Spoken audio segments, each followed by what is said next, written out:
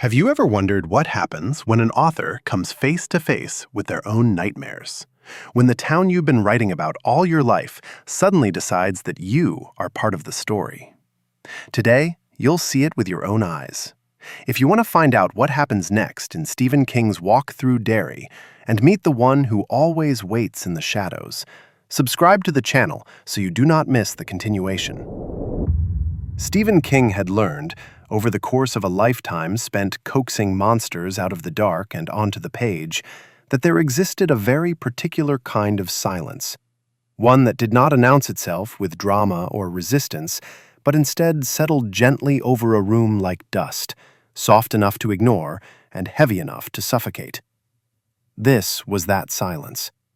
The house around him was asleep, wrapped in the familiar nocturnal sounds of old wood contracting, distant pipes clicking as hot water cooled, and the steady, untroubled ticking of the clock on the wall, which marked time with the patient confidence of something that believed, without question, that tomorrow would arrive exactly as scheduled.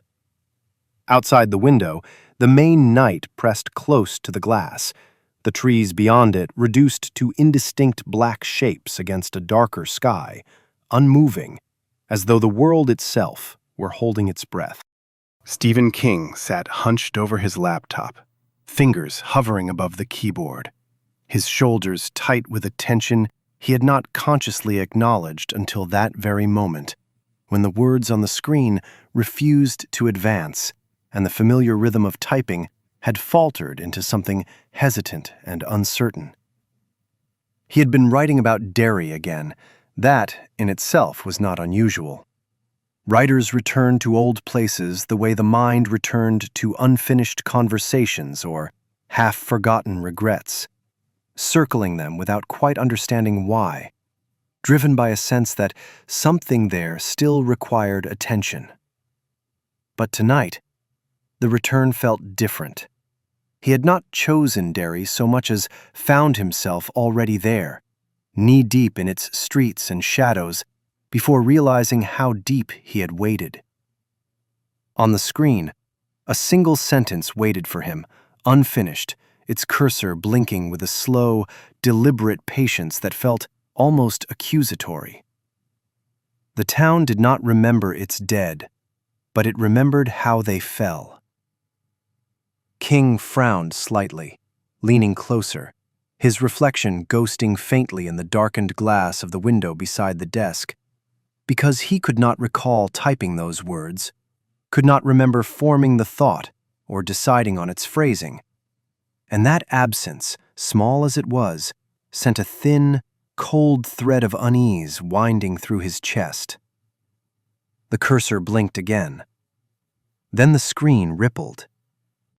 It was not a flicker, not the momentary glitch of tired hardware or strained eyesight, but a smooth, fluid distortion that passed across the document from left to right, bending the letters as though they were printed on the surface of water disturbed by a dropped stone.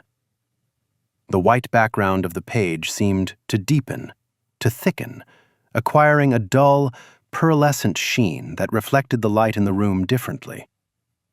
King pushed his chair back abruptly, the legs scraping loud and sharp against the floor, his heart already beginning to hammer as his body reacted faster than his mind could catch up. "No," he said aloud, the words sounding thin and inadequate even to his own ears. The screen rippled again, more forcefully this time, and the frame of the laptop gave a faint, stressed creak, like plastic bending under pressure it had never been designed to endure. The letters stretched, smeared, then slid back into place, obedient and wrong. Something pressed against the screen from the inside. At first, it was only fingers. They emerged slowly, as though testing the resistance of the surface, long and unnaturally pale, the joints bending at angles that suggested a vague, unsettling approximation of human anatomy rather than the real thing. The glass of the screen bulged outward, deforming without shattering, and a soft, electrical whine rose from the laptop, a sound like a restrained scream. King stood up too fast, his knee catching the chair, sending it clattering to the floor behind him as he staggered backward, his pulse roaring in his ears so loudly that it nearly drowned out the sound of the laptop frame groaning as more of the hand forced its way through. A palm followed the fingers, then a wrist. The smell reached him then, sudden and unmistakable. Damp stone, old iron, stagnant water left too long in the dark places beneath cities where sunlight never reached and things learned to live without it. The fingers flexed once, slowly, deliberately. Then the hand lunged forward and grabbed his face. The grip was firm and practiced, not frantic or angry, but confident, as though it had performed this exact motion countless times before and expected no resistance worth mentioning. The thumb pressed beneath his eye, forcing his head back, while the fingers dug into his cheek and jaw, cutting off his breath and crushing his mouth closed. The skin was cold, not the dead cold of a corpse, but the pervasive chill of basements and storm drains, of places where warmth never lasted. King gagged, his hands flying up to claw at the wrist, his nails scraping uselessly against smooth, unyielding flesh that did not react at all to his efforts. Panic surged through him in a hot, blinding wave, overwhelming thought, overwhelming reason. Behind the hand, the screen brightened, the white of the document flattening into a glowing, featureless expanse that seemed to stretch inward, deeper than the thin frame of the laptop should have allowed. "You've been staring into this hole for a very long time, Stevie," said a voice from inside the laptop, its tone mild, almost conversational, and threaded through with an unmistakable smile. King tried to scream, but the hand tightened just enough to prevent it, not cruelly, but efficiently, as though the sound might be inconvenient. "Careful," the voice continued. "You'll wake the house." The hand pulled, not violently, not urgently, just enough. King's face touched the screen, and the sensation was profoundly wrong, not pain, but pressure, like being pressed through thick, resistant plastic, followed by a sudden, nauseating absence of resistance as his skin, his eyes, his mouth slipped into the light. His head passed through first, then his shoulders. Then his body tipped forward as gravity rearranged itself around him, and the world he knew folded inward, collapsing into a single, blinding point. The last thing he heard was the laptop hitting the floor. He landed hard. The impact knocked the air from his lungs and left him staring up at a flat, colorless sky smeared with drifting fog that moved slowly, deliberately, as though it had nowhere else to be. Pain flared across his back and ribs, sharp and immediate, grounding him in a way that no nightmare ever could. Stephen King lay there gasping, his chest heaving, until his lungs remembered what they were supposed to do. The air smelled wrong, metallic, wet, layered with the faint, sour undertone of something that had been left to rot out of sight. He rolled onto his side with a groan and pushed himself up on shaking arms, his palms scraping against rough asphalt that bit into his skin. When he looked at his hands, they were smeared with dirt and grit, and something darker that he chose not to examine too closely. A sign loomed nearby, its paint cracked and peeling, the metal pole bent slightly as it swayed in a breeze he could not feel. "Welcome to Derry." The letters creaked faintly as they moved. King laughed once, a short, brittle sound that escaped him before he could stop it. "Of course," he said hoarsely, the word tasting strange in his mouth. "Of course." He sat up slowly, every joint protesting, and added, because it felt important to say it out loud, "This is why I prefer typewriters." The fog shifted. Somewhere, far off, a child laughed. No, not a child. Something that remembered what a child's laugh was supposed to sound like. King got to his feet, unsteady but determined, and began to walk into the town that had never truly let him go. Stephen King's legs carried him forward, but not entirely by his own will. It was as if the streets themselves had decided the route, the sidewalks tilting subtly, curving without notice, drawing him toward the heart of the town in ways that made him feel both betrayed and inexorably compelled. Each step brought a faint scrape of gravel against his shoes, and each breath tasted of damp iron and the faint sourness of old blood mingled with the river's endless memory. Behind him, somewhere, the fog whispered. He did not need to look back to know Pennywise was there. He could feel the presence as one feels a shadow fall across a room even when the lights are on. The bridge appeared without warning, suddenly rising out of the fog, its iron girders slick and dark, spanning the river below whose surface reflected the gray, oppressive sky like tarnished silver. King froze at the sight, the air thickening in his throat, and the memory of another time, another fall, pressed against him with a force that made his stomach tighten. He could almost see it, just out of the corner of his mind's eye, the boy, the moment, the scream carried by the wind before it was swallowed by water. And he knew, without needing the details spelled out, that the town expected him to remember. "You know why we're here," said a voice from the fog behind him, casual yet inexorably intimate, the words curling around his spine and settling like a cold hand. Pennywise stepped from the mist, each movement measured, deliberate, the white of his suit dazzling against the gloom, and the red of his balloon string flicking in the non-existent wind. King swallowed. "I know what happened here," he said, trying to steady himself, though the words felt absurd and useless. "I remember enough." The clown tilted his head. "Oh, you remember. But do you understand? Do you see what the town did?" King shook his head, though he knew the answer. He had been born in Derry, and Derry never let go. The streets and alleys carried the echoes of every small cruelty, every careless push, every act that passed without consequence yet left a permanent mark.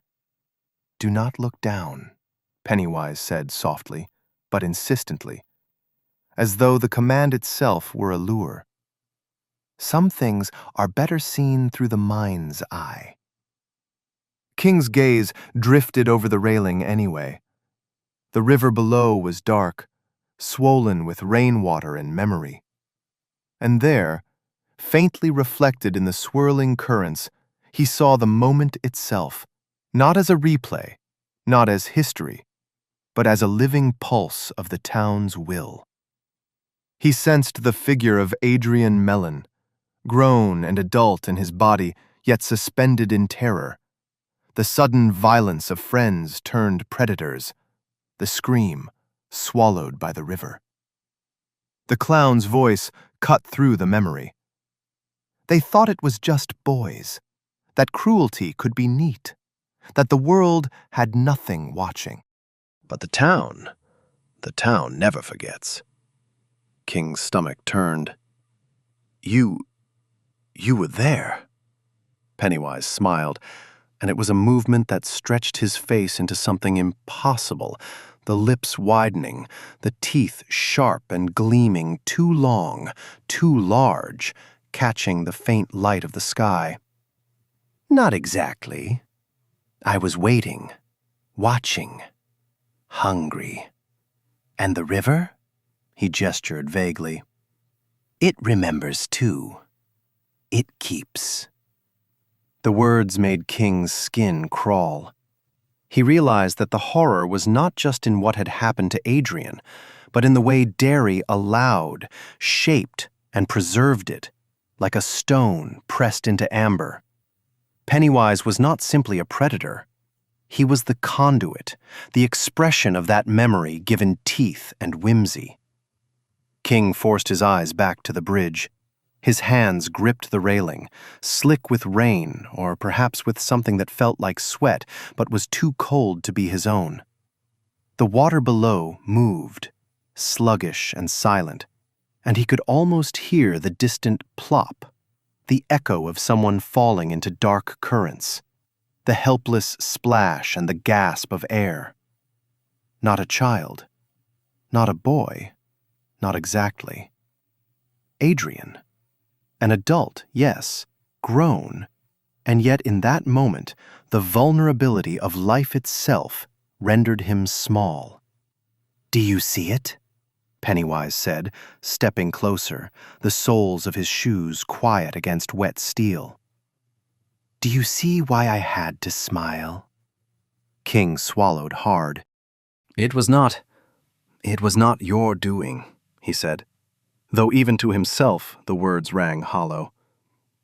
They chose poorly," the clown interrupted smoothly, almost conversationally.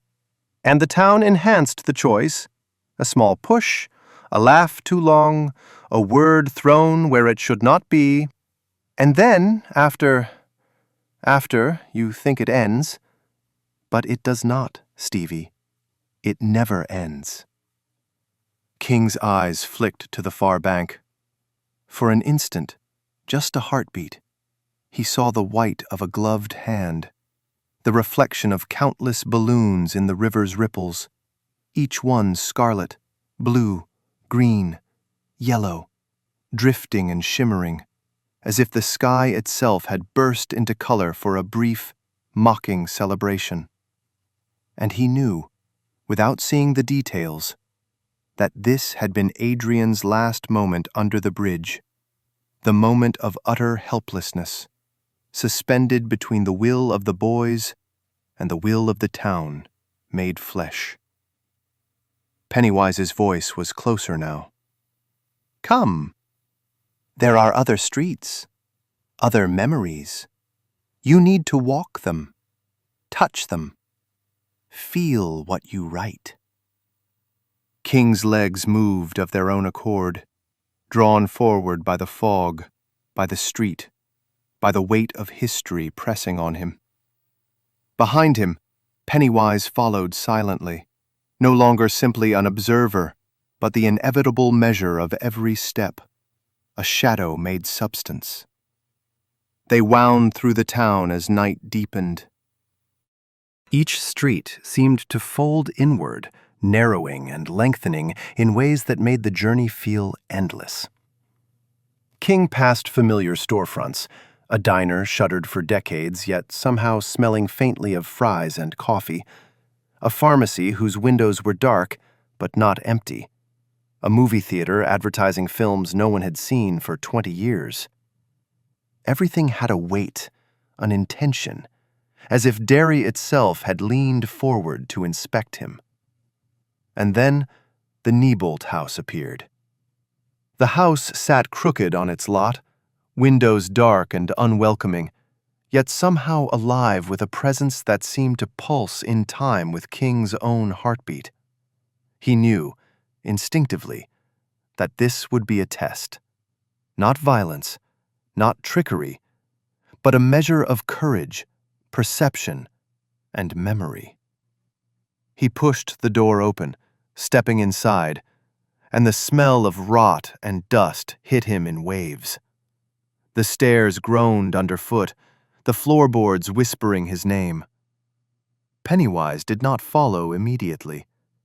The house held him, held King, held the memory of every scream, every echo that had ever called the house home. King's footsteps led him upward, and the second floor stretched and shifted beneath him as if rearranging itself, not maliciously, not yet, but certainly aware of his presence. He did not speak. He did not need to. The house did. And then Pennywise appeared. Not suddenly, not violently, but as though summoned by the building itself. He leaned against the doorframe, watching King with an amusement that was patient and terrible. "The library comes later," he said softly. "But first we remember how the town plays its hand. You write, and yet here you are. Handled, guided, observed." King nodded, feeling both foolish and appropriately terrified. The truth was, he had never been in Derry for himself. He had always been writing it for others. But walking its streets now, touching its iron, smelling its river, feeling its memories as if they pressed against his skin, he understood fully, viscerally, what that meant. "You can leave," Pennywise said finally, a grin breaking across his face, teeth gleaming in the dim light. "But the bridge, the river, Adrian, you carry it with you. Always." King swallowed, his throat dry. "I will," he said. And he knew that it was true. Because in Derry, memory is a chain, and the past is never buried. And the clown, patient as the fog and inexorable as the river, would make sure of it. The streets of Derry had grown narrower, not in reality, but in perception, as if the town itself were tightening its grip around Stephen King, folding him inward like a sheet of paper into a tighter and tighter crease, forcing him to pay attention, forcing him to remember everything he had ever written and all he had ever imagined. The fog clung to him, curling around his ankles, filling his lungs, carrying with it the scent of wet earth, old iron, and that faintly sour, indefinable smell that came when something had been left to decay just out of sight. Each step was deliberate, every footfall a negotiation with the invisible weight of memory pressing down.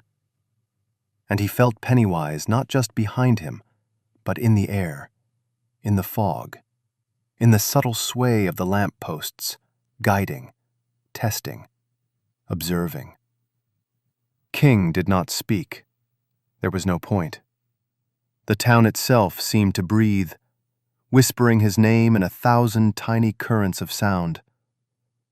And the echo carried under the water, through the walls, and into the bones of his feet. He felt the memory of Adrian Mellon rise before him, not as a scene to be observed, but as a pulse of horror that tugged at his chest and made him taste the river, the screams, the laughter, and the strange, inhuman calm of the clown. The river had remembered, and so had the town, and so had Pennywise. The library appeared without announcement, a low, squat building whose windows were dark, whose doors were closed but not locked, and whose walls seemed to hum faintly, as though the air itself carried the weight of all the stories that had ever passed through it. King paused at the threshold, hand hovering over the doorknob, feeling the subtle vibration of anticipation and menace that radiated outward like heat from iron. Pennywise materialized behind him, emerging from the fog as naturally as breath, a pale figure in the dim light, a grin creeping across his face that was more patient than it had any right to be, more intimate than a predator's normally was. "Here," the clown said softly, almost tenderly, "is where all your little secrets come to meet you. All your stories, all your characters, all the horrors you thought you could control. They wait. They remember. And they are patient." He gestured inside, and the doors creaked open of their own accord, revealing shelves of books that seemed impossibly tall, impossibly dense, stretching upward beyond the ceiling and downward beyond the floor. Every title was familiar, though none of them were exactly as he had written them. They were distorted, echoing versions of himself and his work, fragments and whispers of stories, memory and imagination twisted into physical form. King stepped inside. The air smelled of old paper and dust, but beneath that was something else, something almost organic, a faint, sickly sweet note that set his teeth on edge. Pennywise followed him silently, floating along the edges of the shelves as though he had always belonged here, as though the library had been constructed specifically to accommodate him, to enhance his presence, to make every step King took a step deeper into the machinery of the town's will. "You can run," Pennywise said, voice echoing softly through the high ceilings. "But every path leads here. Every street, every alley, every corner of memory, and every character you've imagined, it all funnels down to this place, to me, to us." The words were calm, almost conversational, but every syllable carried weight, gravity, inevitability. King's throat was dry. I did not bring you here," he said. "I only wrote about you." The clown's smile widened, impossibly wide, stretching across the dim light like a shadow too long to exist. "Oh, Stevie," he said, the name rolling across the shelves like wind through hollow tubes. "You brought me everywhere. Every time you put pen to paper, every time you imagined the town, every time you breathed life into Derry, you made me inevitable. And now here we are, face to face, or almost face to face." He tilted his head, examining King with a patience that was almost academic, a predator cataloging prey, though the prey had once been the one in charge. King shivered, feeling the weight of the town, feeling the pulse of history pressing through every floorboard, every cracked window, every shelf that groaned under stories that had not been read for decades. He could sense the river, the bridge, Adrian, the balloons, the laughter, the screams. The city was alive in a way that made thought itself a fragile, fleeting thing, and every memory he had tried to place on paper now pressed back, insisting on recognition, demanding attention. "You remember him," Pennywise said, a voice low, almost intimate. "Adrian, the bridge, the river. The moment he fell, the way it all stacked up, the cruelty of the others, and the way the town made it perfect." King did not respond. The words had clawed their way into his chest and settled there like stones. He did not need to answer. The clown's meaning was clear enough. The scene of Adrian's death and the monstrous perfection of it existed not only in memory, but in the fabric of the town, in the pulse of the fog, in the weight of the floorboards beneath his feet. He could feel the echoes of bones breaking, the whispered laughter of red and blue and green balloons brushing against the underside of the bridge, the silent drag of white threads that the town hung in its memory. He felt the tension of it in his own body, the recoil of horror and the inevitability of being reminded that no one ever left Derry untouched. "You think you control the story," Pennywise said, advancing slightly, long, graceful steps that made no sound. "You think you write it. But it writes itself through you, through fear, through memory, through the river, the bridge, the bridges you built between them in your mind. And now you are here. And now it is mine." King's stomach tightened.